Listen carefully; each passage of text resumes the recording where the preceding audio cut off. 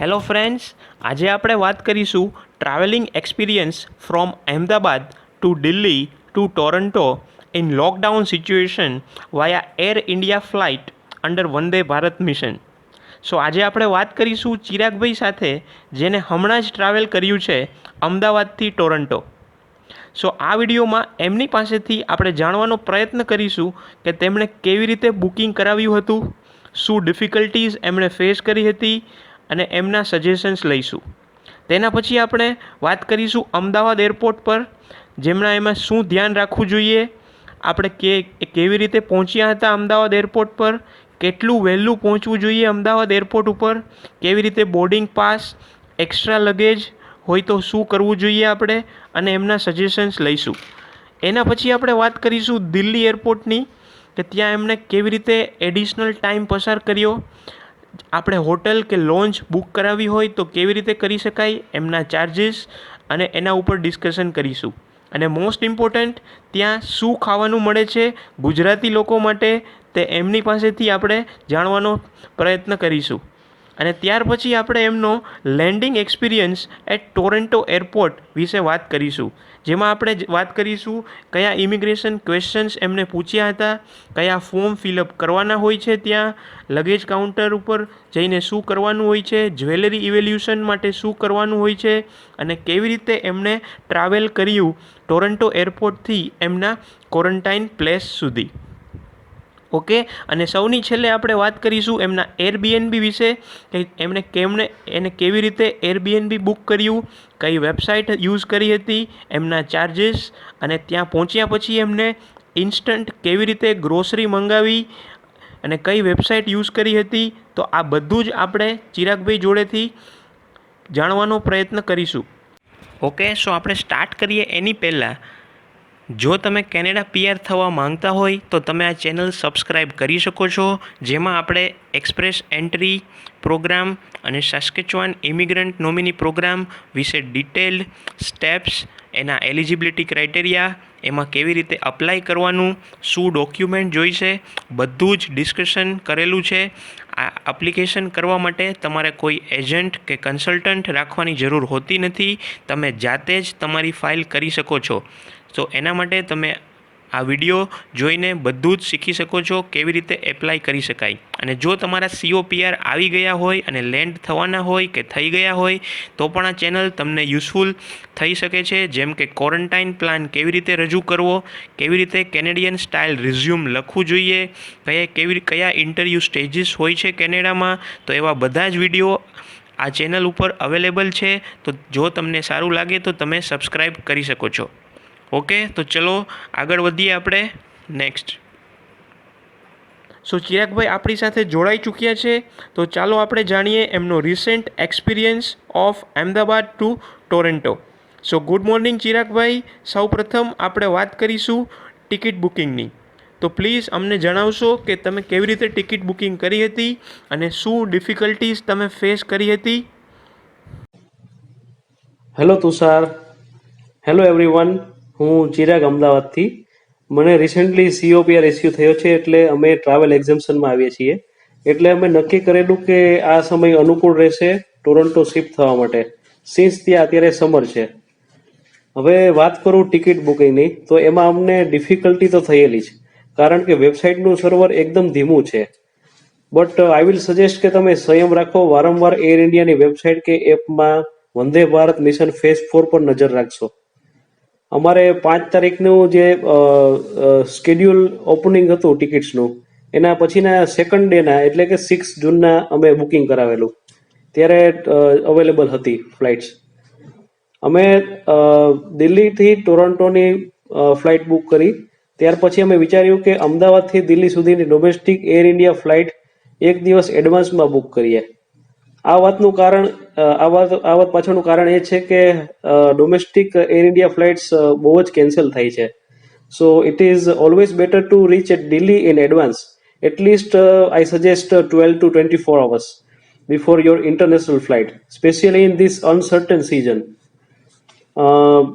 હવે વાત કરું અમદાવાદ એરપોર્ટ ઉપર.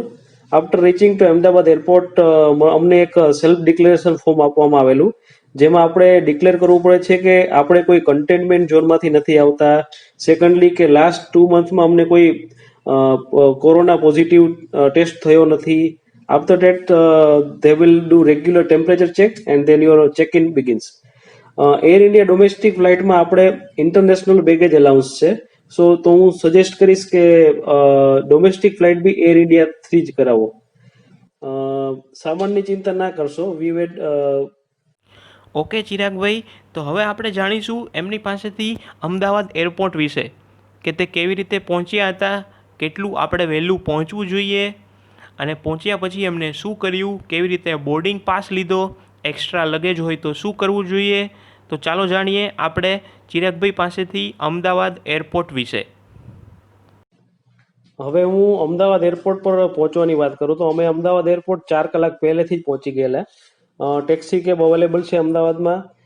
સ્પેશિયલી આપણા લગેજ અનુસાર 7 seater is the best option.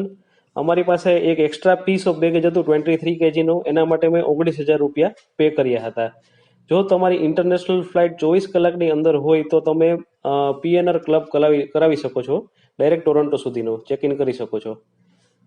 ફ્લાઇટમાં મિડલ સીટને પીપી અને એપ્રોન આપે છે.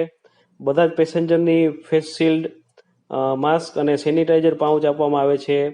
they don't provide any kind of food inside domestic flight, so better to carry one food bag full of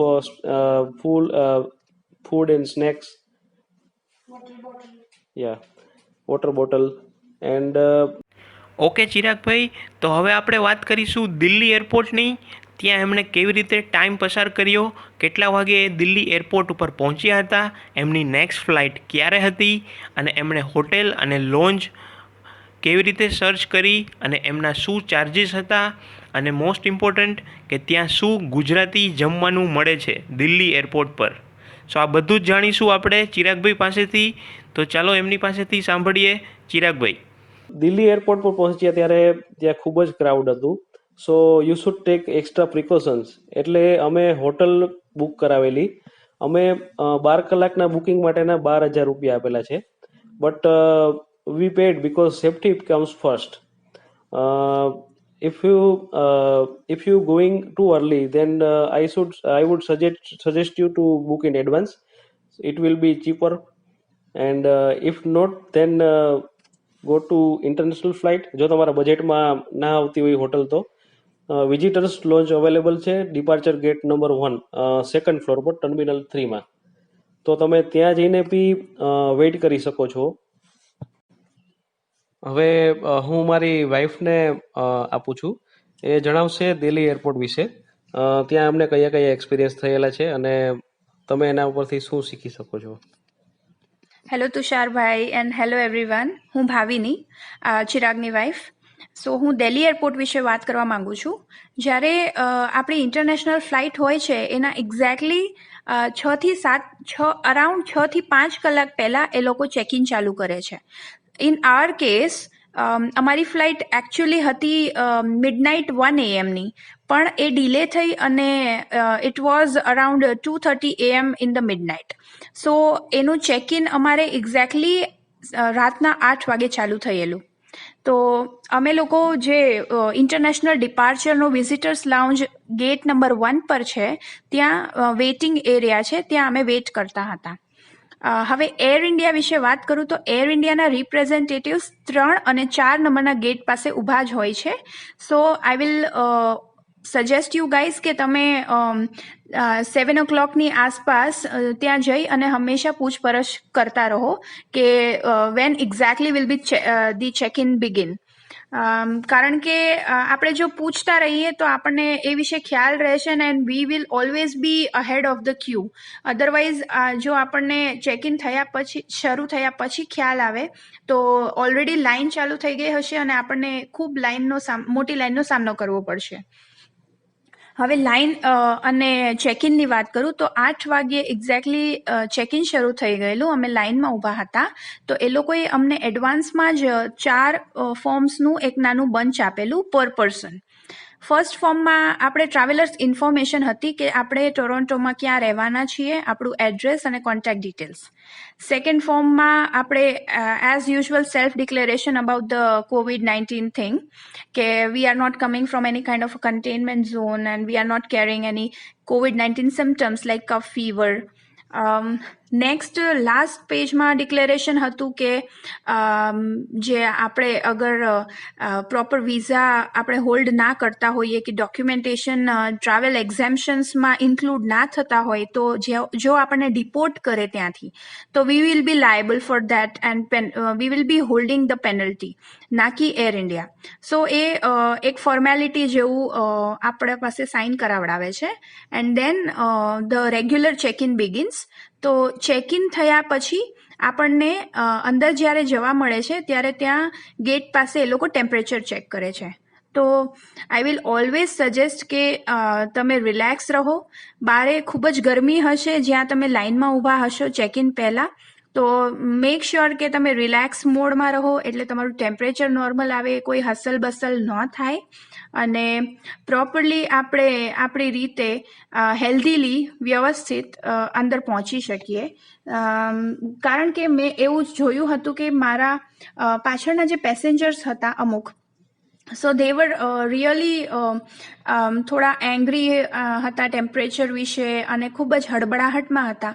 so they faced some temperature issue, I don't know exactly. So make sure, હું તો એ જ suggest કરીશ કે થોડા relax રહો. વાંધો નહીં. Talking about the food thing, જ્યારે અમે વેઇટ કરતા હતા, અમારે ચેક ઇન ચાલુ થવાને હજી વાર હતી. સો વી ડિસાઇડેડ કે at least we will have something in the airport itself. So હું તમને એકચ્યુઅલી એડવાઇસ આપીશ કે ત્યાં અરાઇવલ્સ એરિયામાં ખૂબ જ સારા સારા સ્ટોર્સ છે, જેમ કે સબવે છે, સ્ટારબક્સ છે, અને where we went it was named as Gujarati સ્વાદો. So we actually had some high calorie meal there. અમે actually આલુ પરાઠા, દહીં એન્ડ વડાપાઉં ને થોડું હાઈ કેલરી ફૂડ ખાઈ લીધું હતું to save our energy. Secondly અમે ઇવન સબવેમાંથી થોડું બર્ગર્સ ને એવું પેક કરાવેલું હતું બિકોઝ વી નો કે આપણે ત્યાં ચેક ઇન થયા પછી આપણે ફ્લાઇટ માટે વેઇટ કરવાની જ છે રાત સુધી. સો actually V packed 2 or 3 burgers with us from the subway, and after then we just went upper stairs for our check-in process. Okay, ખૂબ ખૂબ આભાર ચિરાગભાઈ. હવે આપણે એમની પાસેથી જાણીશું એમનો landing experience at Toronto airport. So જેમાં આપણે વાત કરીશું એમના ઇમિગ્રેશન ક્વેશ્ચન્સ, કયા કયા ફોર્મ એમને ફિલઅપ કરવા પડ્યા હતા, લગેજ કાઉન્ટર ઉપર શું કરવાનું હોય છે, જ્વેલરી ઇવેલ્યુશન માટેની શું પ્રોસેસ હોય છે, કેવી રીતે એમને ટ્રાવેલ કર્યું ટોરન્ટો એરપોર્ટથી એમના ક્વોરન્ટાઇન પ્લેસ સુધી. સો એ બધી જ વાત કરીશું આપણે આ સેક્શનમાં. Talking about boarding process, person will ask for your ticket, passport and visa at the baggage counter, and they will check your eligibility. And if they have any doubt, then they will consult their senior, and it may take 15 to 20 minutes, but you have to stay calm. And after that, they will issue the boarding pass. And after getting boarding pass, move ahead to the immigration counter. Immigration કાઉન્ટરમાં Indian passport હોલ્ડરના counter ઉપર જ જવાનું. ત્યાં ઘણા બધા counters હશે. Official will ask for your COPR or your any valid document, or he may ask for your purpose of travel. અમે એવું કહેલું purpose of travelમાં કે since we get our COPR, we decided to reside permanently in Canada. હું suggest કરીશ કે તમે form ભર્યો, તમારા જે કોઈ આન્સર હોય એની સાથે, અને નર્વસ ના થાવ. હવે ત્યાર પછી આગળ અમે વધ્યા તો સિક્યુરિટી ચેકિંગ આવ્યું. ત્યાં અમારા જે કેબિન બેગ્સ અને હેન્ડ બેગ્સ છે એ ફૂલ સ્કેનિંગ થયું એનું, અને તમારો જે ફૂલ બોડી સ્કેનિંગ કરશે security. So don't carry any ban or restricted items in the cabin bag or in the hand bag.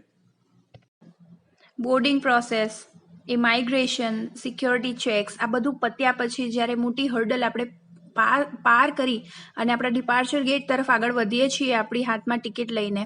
So it is always a better feeling. આપણો tiring experience જે હોય છે એ ભૂલાઈ જાય છે. So we were reaching towards our departure gate. 1 થી 1.5 kilometre જેટલું અમને ઓફકોર્સ ચાલવું પડ્યું હતું, કારણ કે ગેટ નંબર 24-25 એ ખૂબ જ દૂર છે. રસ્તામાં ત્યાં જતી વખતે સ્ટારબક્સ પણ આવે છે. Of course they did not have the beverages, some of the beverages and sandwiches, પણ કોફી હતી available. So we grabbed some coffee and જે અમારો 2 થી 2.5 કલાકનો વેઇટિંગ પીરિયડ હતો, ઇટ રિયલી વેન્ટ સ્મૂધ. પછી બોર્ડિંગ પ્રોસેસ જ્યારે ચાલુ થઈ અને એર ઇન્ડિયાના ઓફિશિયલ્સ મિડલ સીટ્સ માટે પીપી કિટ અને બાકી બધા પેસેન્જર્સને ફેસ શિલ્ડ, માસ્ક આપવા લાગ્યા હતા, ત્યારે એક પછી એક આપણે અંદર બોર્ડિંગ કરવાનું હોય છે. સરપ્રાઇઝિંગલી મારા હસબન્ડની જે મિડલ સીટની પુશબેક સીટ હતી એ બિલકુલ કામ નહોતી કરતી. So it was really horrific thing, કારણ કે 16 કલાકની જર્ની એમણે પુશબેક સીટ વગર જ ચલાવી લીધી. So heads off to him too. So be prepared for the worst thing. એવું બની શકે છે. ખાવા પીવાનું વાત કરીએ તો એ લોકોએ ફૂડ પેકેટ્સ ઓલરેડી તમારી સીટ પર રાખેલા જ હશે. ડિટેલમાં એકદમ વાત કરું તો અમારે જે ફૂડ પેકેટ્સ હતા એમાં થોડાક ડ્રાય ફ્રૂટ્સ હતા, સમ ચોકલેટ્સ, પછી પેલી પતંજલિની સોફ્ટ ડ્રિંક્સ હતી. સેકન્ડલી સેન્ડવિચીસ, સમોસા અને ફ્રેન્કી રાખેલી હતી એ લોકોએ, બટ અમને બિલકુલ ના ભાવી, બિકોઝ એ ખૂબ જ ઠંડુ થઈ જાય છે, ઓલરેડી એડવાન્સમાં એ લોકોએ મૂકેલા હોય છે એટલે. બટ હા એક છે કે એ લોકો જે સ્નેક્સના પેકેટ્સ છે, ચવાણું, ચેવડો એટસેટ્રા મૂકે છે, that you can eat at any time. So it was okay, and we already had uh food bag with us and home cooked thepla and etcetera with us. So it was not a big deal with us. જ્યારે અમે 16 કલાકની journey, થકાવી દેવાવાળી journey પતાવીને Toronto airport પહોંચ્યા, તો અમને એમ હતું કે we will face some difficulties because of the language barrier, અને કદાચ ત્યાંના ઓફિશિયલ સ્ટ્રિક્ટ હશે એવું અમારે મનમાં બહુ બધા પ્રી કન્સીવ્ડ નોશન્સ હતા.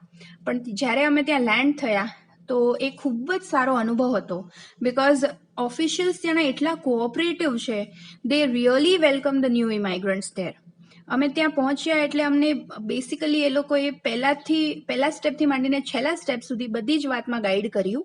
ક્યાં COPR વાળાએ ક્યાં ઊભું રહેવાનું છે, સિટીઝન્સે કઈ લાઇનમાં ઊભું રહેવાનું છે, PR રેસિડેન્ટ્સે કઈ લાઇનમાં ઊભું રહેવાનું છે, બધું વેરી વેલ ઓર્ગેનાઇઝડ અને સોર્ટેડ આઉટ હતું. અમે પછી COPRની જ્યારે લાઇનમાં ઊભા રહ્યા ત્યારે એઝ યુઝ્યુઅલ ઇમાઇગ્રેશન ઓફિસરે અમને COVID-19ના સિમ્ટમ્સ નથી ને એની ખાતરી કરવા માટે પૂછેલું. સેકન્ડલી આપણા જે હેલ્થ ડિક્લેરેશન ફોર્મ જે એક એ લોકો આપણને ફ્લાઇટમાં આપી દે છે, ટ્રાવેલર્સ ઇન્ફોર્મેશન, જેમાં આપણે એડ્રેસ અને કેનેડિયન એડ્રેસ અને કોન્ટેક્ટ ડિટેલ્સ લખવાની હોય છે, તો એ ફોર્મ એ લોકો ત્યાં માંગે છે, જે આપણને ઓલરેડી ફ્લાઇટમાં આપી દે છે એ લોકો એડવાન્સમાં ભરવા માટે. તો એ 2 ફોર્મ પતાવ્યા પછી આપણે નેક્સ્ટ આગળ વધીએ છીએ ઇમાઇગ્રેશનની જ અનધર ઓફિશિયલ્સની કાઉન્ટર હોય છે ત્યાં. તો ત્યાં આપણા COPR વિઝા અને આપણો પાસપોર્ટ ચેક કરશે, અને એમાં પછી એ લોકો આપણને પર્પઝ ને બધું પૂછ્યા પછી સ્ટેમ્પ લગાવશે COPR પર. એક કોપી એ લોકો પાસે રાખશે અને એક કોપી આપણને આપી દે છે. હા, અને આપણે ત્યાં પણ નર્વસ થવાનું નથી અને બિલકુલ આરામથી આન્સર આપવાનો છે. એ લોકો આપણને સરસ રીતે સમજાવશે કે am I too fast, or am I making sense, am I making you guys understand completely. વ્યવસ્થિત એ લોકો આપણને સમજાવે છે. આપણને કોઈ ડાઉટ હોય તો આપણે એ 2 થી 3 વાર આપણે એને રિપીટેડલી એ વસ્તુ પૂછી શકીએ છીએ. So they are really cooperative about that. Even જે ફેમિલી પર્સન્સ છે કે કોઈ હસબન્ડ વાઈફ સાથે છે, એમનું કિડ્સ પણ સાથે હોય છે, તો એ એટલા કોઓપરેટિવ છે કે એમના વાઈફ અને બેબીને એ લોકો સાઈડમાં બેસવાનું કહે છે, જેથી બેબીને તકલીફ ન થાય, અને હસબન્ડ સાથે જ બધી પ્રોસિજર પતાવી દે છે પૂરા ફેમિલીની. So that was overall a great experience. ત્યાં તમને PR માટે એડ્રેસ પૂછે કે ત્યાં 6 to 7 વીક્સ અત્યારે કોરોનાના લીધે PR કાર્ડ આવતા થાય છે. સો એ લોકો આપણને પ્રોપર એડ્રેસ પૂછશે Canadian. So I will suggest કે કોઈ તમારું ફ્રેન્ડ હોય, ક્લોઝ ફ્રેન્ડ હોય, તો એનું તમે પ્રોપર પરમનન્ટ એડ્રેસ આપી શકો છો, ત્યાં તમે PR કાર્ડ રિસીવ કરશો. અને હા, સોશિયલ ઇન્સ્યોરન્સ નંબર SIN અને જે હેલ્થ ઇન્સ્યોરન્સનું કાઉન્ટર હોય છે તે ત્યાં બંધ હતું. સો 14 ડેઝના ક્વોરન્ટાઇન પ્લાન પછી આપણે ત્યાં જવાનું રહેશે સર્વિસ કેનેડામાં ઇન પર્સન. સો એના માટે આપણે થોડું ડિલે થશે.